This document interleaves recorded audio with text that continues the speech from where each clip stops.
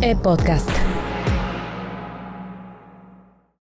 ¿Qué pasaría si pasamos del miedo al cáncer a estar bien informados?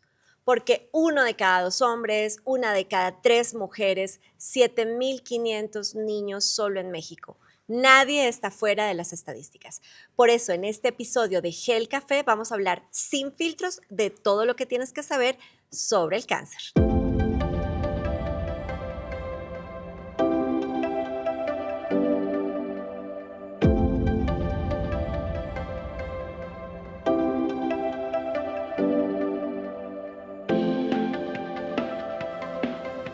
Bienvenidos a un nuevo episodio de Gel Café. Hoy para hablar de un tema, Fer, que le interesa a muchas personas porque el cáncer no discrimina. ¿Sabes qué, Juana? Es que es bien relevante. 1 de cada 2 hombres y 1 de cada 3 mujeres van a padecer cáncer en México. Así de duro. Y no es un asunto solo de México. En No, realidad en se general trata del mundo. de datos globales. Datos globales, pero es altamente posible que alguien cerca de ti vaya a tener cáncer. Entonces no podemos dejar esta conversación oculta y desde el temor, sino hagamos esta conversación desde el conocimiento. Porque fíjate, la gente dice, yo prefiero no ir al doctor, yo prefiero no hacerme estudios porque es mejor no saber. Y la realidad es que, como dice el dicho, la información sí es poder. Y en el caso de la salud es el poder de evitar, de prevenir o de diagnosticar a tiempo, que hablando de cáncer hace toda la diferencia. Mira, en el mundo más de 20 millones de seres humanos ya tienen cáncer en este momento. Bueno, en este set yo ya pasé por un diagnóstico oncológico, así que realmente se trata de algo que nos puede pasar a todos. Más de 90,000 personas en México mueren cada año debido al cáncer. Y la inmensa mayoría de las veces es porque el cáncer no se diagnosticó a tiempo. Entonces, esto es una tragedia en el sentido de que muchos de los cánceres son prevenibles y muchos de los cánceres son tratables correctamente. Sí, y como dices tú, vamos a pasar del miedo, de evitar, a el conocimiento, a la información, porque de eso se trata, además, vernos todos los lunes en Gel Café. Así que para arrancar, Fer, ¿qué es el cáncer? ¿De qué estamos hablando cuando nos referimos al cáncer como una enfermedad?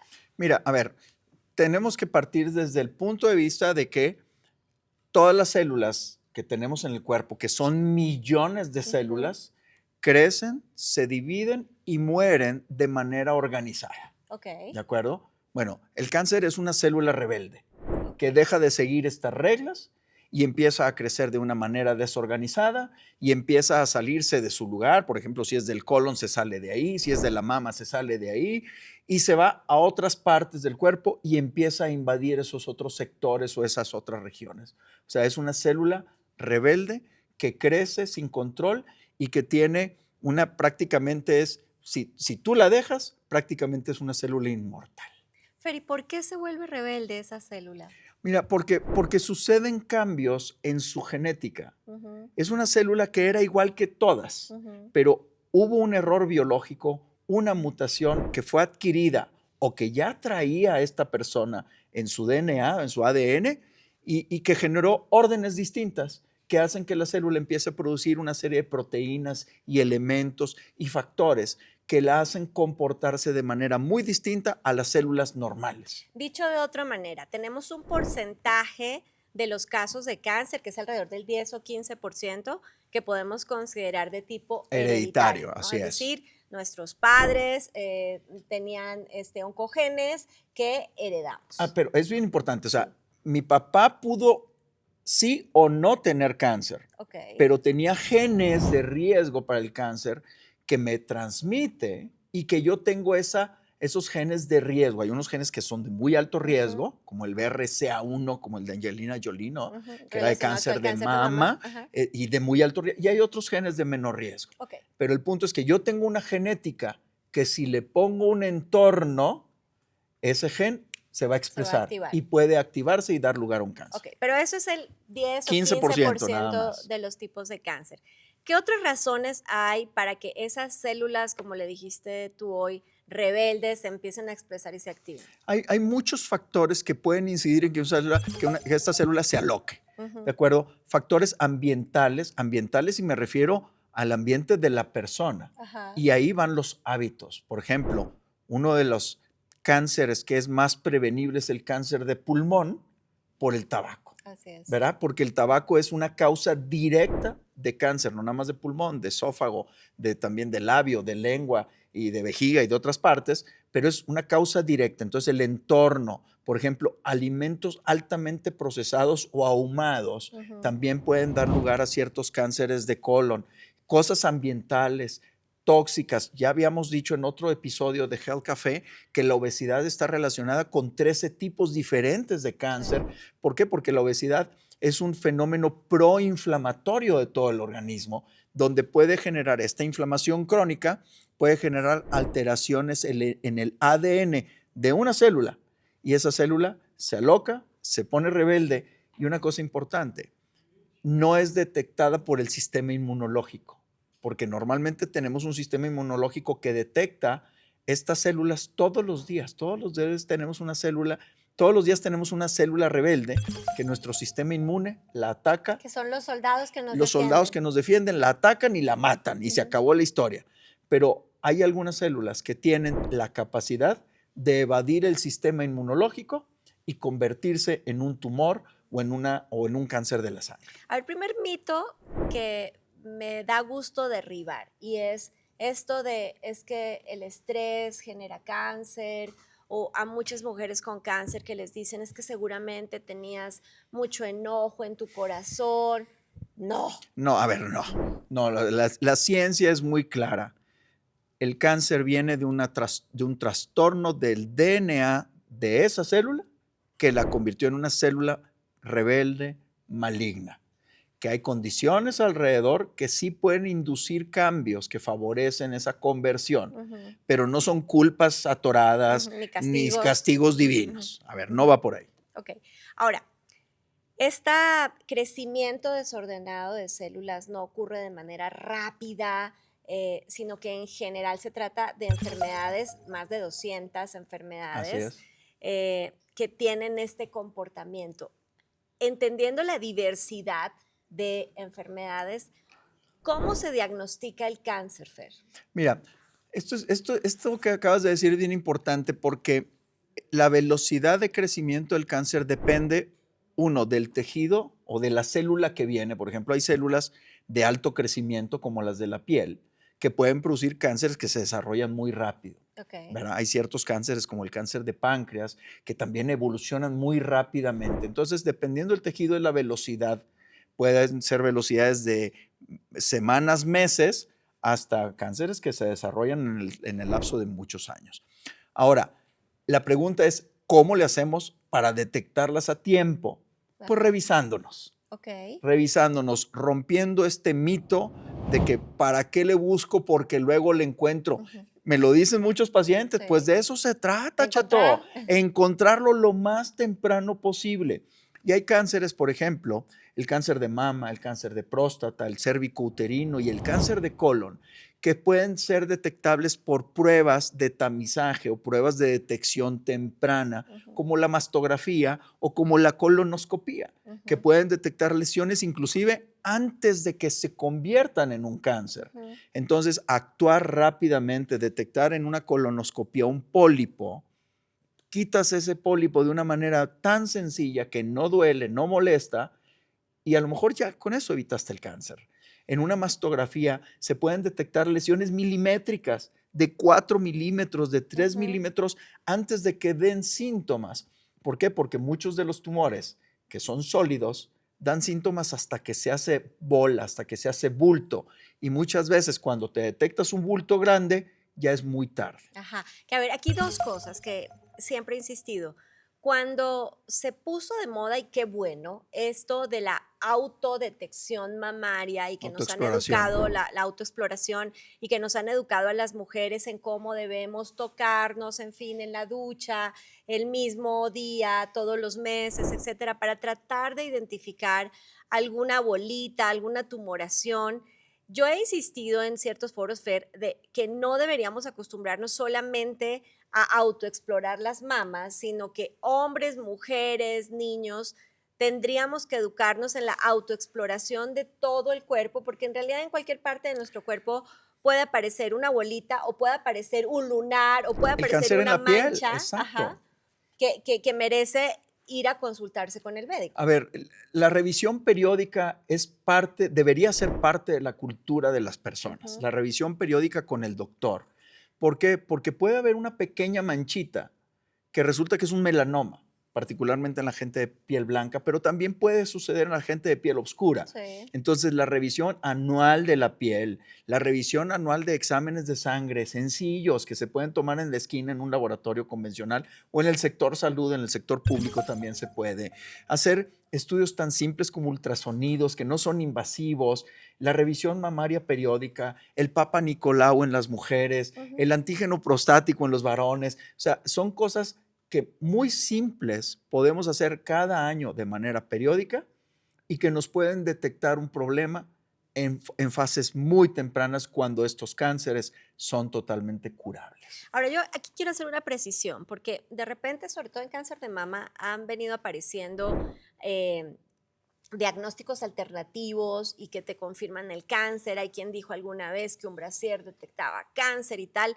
No, lo que hacemos a través de la mastografía, del ultrasonido, de la autoexploración, es detectar posibles masas que en el caso de la mastografía, el valor que tiene es la hipersensibilidad de poder, Así como es. tú decías, detectarlas en etapas muy, muy tempranas. Pero lo que va a confirmar si esa masita, si esa bolita es cáncer o no, es una biopsia. Entonces, ojo a todos los que nos están escuchando, siempre que detecten una bolita, una masita, un lunar, una manchita, consulten con el oncólogo para que nos ayude a confirmar si se trata o no de una situación oncológica, porque también podemos tener ciertas bolitas que son benignas, pero eso no lo confirmamos nosotros solos, lo confirma un Sí, especialista. no todos los bultos, esto que estás diciendo es importante, no todos los bultos, bolas o granulomas son malignos. De hecho, Ujú, la inmensa mayoría van a ser benignos, sí. pero esa diferencia la puede hacer el clínico, el médico. No la podemos, no nos podemos recargar en nuestra confianza de que no va a pasar nada. Mejor vayamos, revisemos y si existe la menor duda de la posibilidad de cáncer, que se hagan una biopsia. Ahora, voy a poner el dedo en la llaga con esto, Fer, porque siempre hemos dicho que en el sistema de salud los médicos más importantes son los médicos de primer contacto, los médicos generales, los médicos familiares, los pediatras en el caso de los niños, las y los ginecólogos, pero también no es frecuente que la primera opción en la que piense un médico de primer contacto sea el cáncer. Y entonces vemos como algo que debía tratarse como un problema oncológico gástrico, por ejemplo, se trata por meses e incluso por Como años como gastritis. gastritis, y entonces retrasamos el tratamiento que podría ser mucho más sensible y curable. ¿Qué Mira, hacemos ahí? mira, es cierto esto que dices y realmente es un temor que los médicos generales tienen. Y esto te lo corroboro y tuvimos un curso hace un par de años con más de 600 médicos generales de todo el país, justamente para sensibilizarlos sobre el diagnóstico temprano de cáncer. Y recuerdo que ellos nos decían, doctor, es que a mí me da miedo diagnosticar el cáncer. Wow. No me siento seguro de hacerlo. O sea, ¿por qué? Porque tienen miedo de generar una impresión muy grande en el paciente y decirle, oye, es que puede ser cáncer y pues genera respuestas inevitablemente de dolor, de angustia y demás. Pero preferimos sobrediagnosticar en el primer nivel y que se corrobore o se descarte de manera apropiada a dejar ir una lesión posiblemente maligna Ujú, y que 2 o 3 meses o años después digamos, Chihuahua, ya lo habíamos visto hace tiempo y no hicimos nada al ujú, respecto. ujú. Entonces, a nuestros amigos médicos generales no le tengan miedo al diagnóstico. Hay síntomas y signos que debemos estudiar y que sí nos pueden orientar la posibilidad de hacer el diagnóstico. No lo hagan ustedes, pásenlo al siguiente nivel, Ajá. pero denle seguimiento al paciente porque es altamente probable que ese paciente, si lo pasan al siguiente nivel y no le dan seguimiento, se desaparezca por temor, es natural. Hay que acompañar a los pacientes en este proceso de diagnóstico. Además, el diagnóstico no es sentencia. Pensar que inevitablemente cáncer refiere a muerte hoy ya no es cierto. Así es. Hay múltiples alternativas de tratamiento. Las más comunes por las que pasan la mayoría de los pacientes oncológicos o las alternativas que tienen de entrada son las alternativas quirúrgicas, en donde nos referimos a las cirugías, en donde se va a extraer el tumor y también se va a extraer algo que los cirujanos oncólogos llaman el lecho tumoral, que es el espacio en donde estuvo esa masa para retirar cualquier posibilidad de células oncológicas en el cuerpo. Entonces, las cirugías que pueden darse al inicio, sobre todo cuando se trata de etapas tempranas,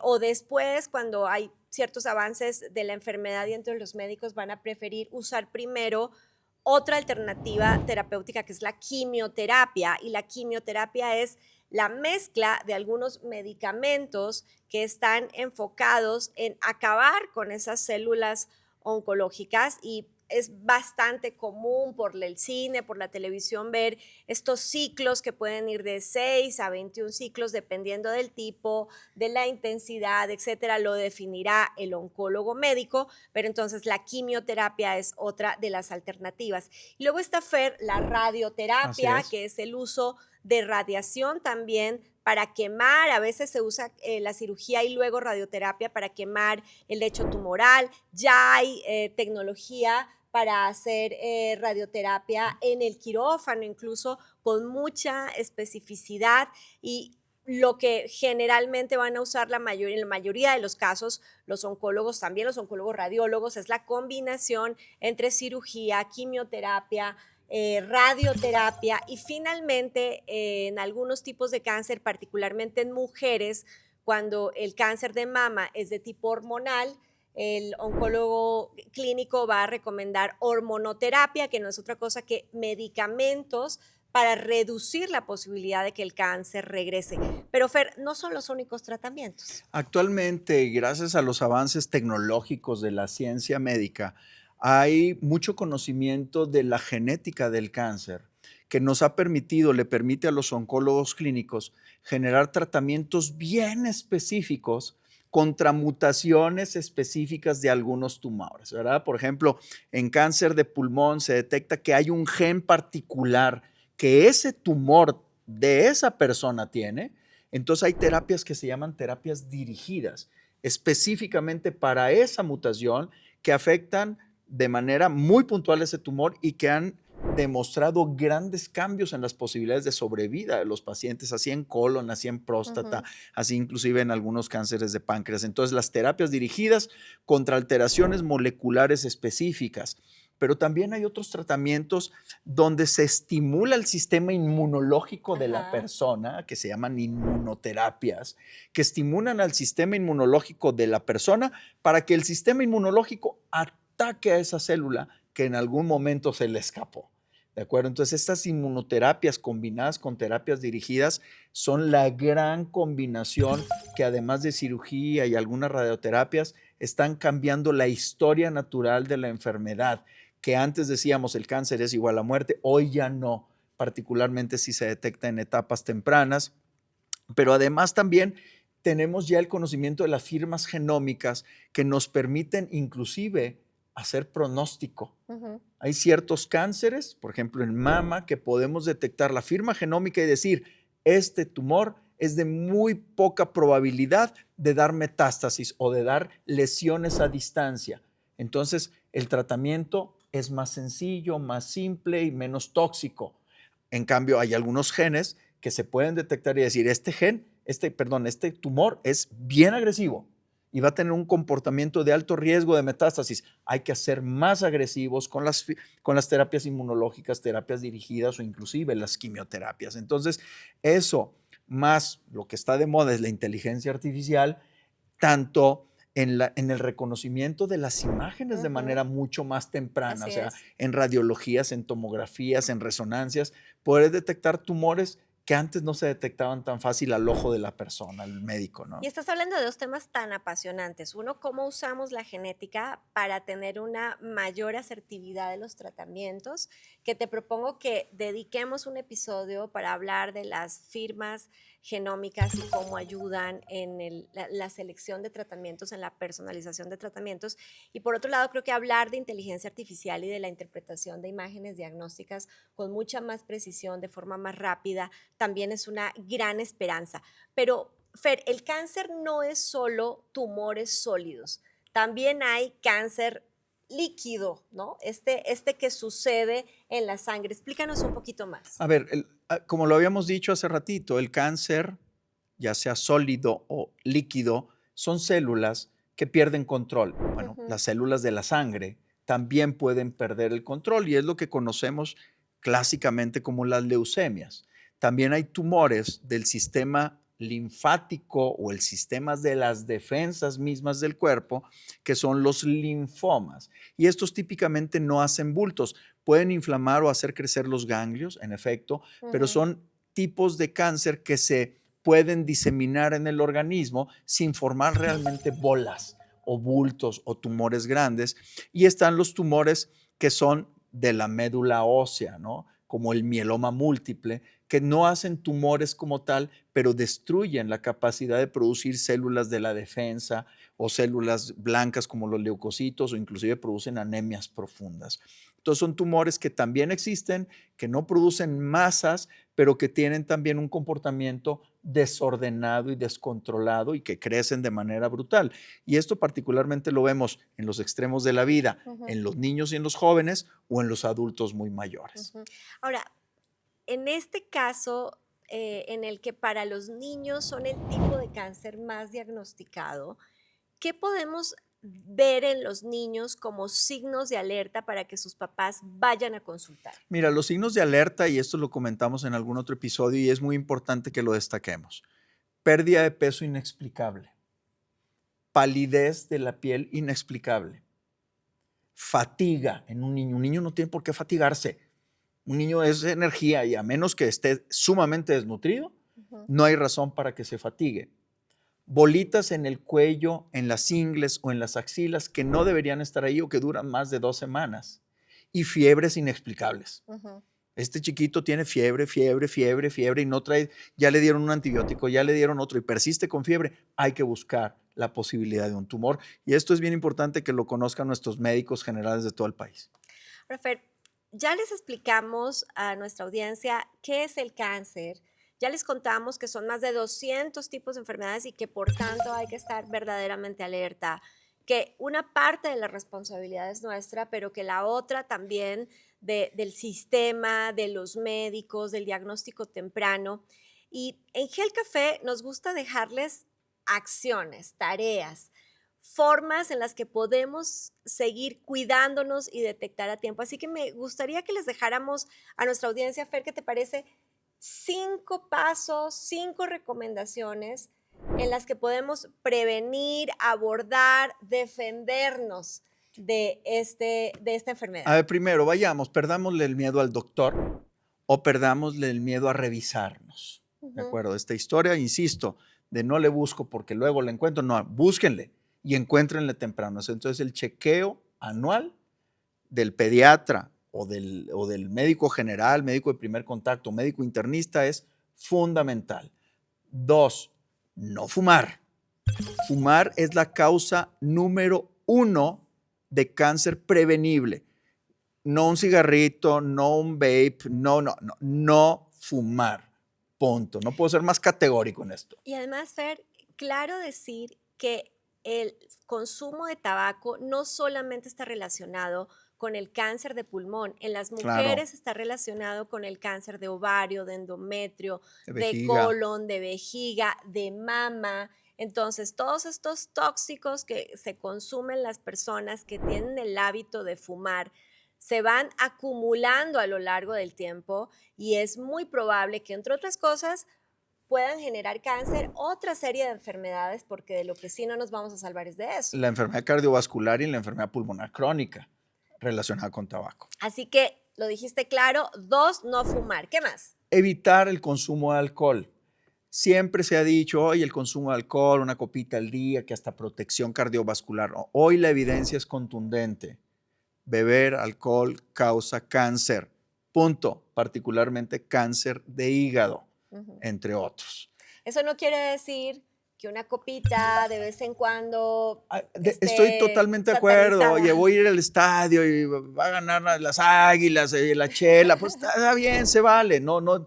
Aquí estamos hablando del consumo crónico de alcohol, ¿de acuerdo? El consumo diario y habitual es lo que genera el daño de riesgo en los genes para producir cáncer. Entonces, limiten el consumo lo más que se pueda el consumo de alcohol. Ok, ¿qué más? 4. Otro tema es, híjole, y este me cuesta a mí como norteño, ¿sí?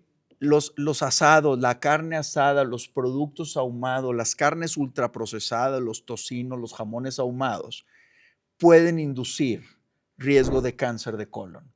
Entonces, ahí sí, el abuso en el consumo de estos productos hay que evitarlo, ¿de acuerdo? Insisto, yo soy regio, o sea, la carnita. Ya nos habíamos dado cuenta. ¿Se va a hacer o no se va a hacer la carnita? Pues sí, sí se va a hacer, nada más que no se haga diario, ¿de acuerdo? Porque es el producto, los nitritos que se producen con la combustión es lo que produce el riesgo de cáncer de colon. Y quinto. Y la última, hábitos saludables, estilo de vida saludable, ejercicio, ya lo hemos dicho en varias ocasiones, evitar la obesidad o combatir la obesidad que está relacionada con 13 tipos de cáncer. Entonces los hábitos, la nutrición limpia, la proteína limpia, los vegetales en abundancia, mucha fibra, mucho líquido, todos esos más el ejercicio habitual son medidas fáciles para prevenir el cáncer. Miren, es bien común escuchar pacientes que ya sabían que tenían una bolita, pero que no le hicieron caso o que les daba miedo consultar al doctor, o ese lunar que tuvieron por años, pero que de pronto empezó a cambiar de tamaño, empezó a cambiar de color, Bordes. que los bordes ya no son tan definidos. Puede ser una señal de cáncer y puede ser que no. Lo importante es que es una señal para irse al doctor, consultar y descartar. Así que ya lo saben, para cuidarse, para aprender, para informarse, está Health Café. Así que, Fer, nos vemos el próximo lunes aquí para hablar de salud en Health Café. Esta es una producción de Excelsior Podcast. Derechos reservados. México 2025.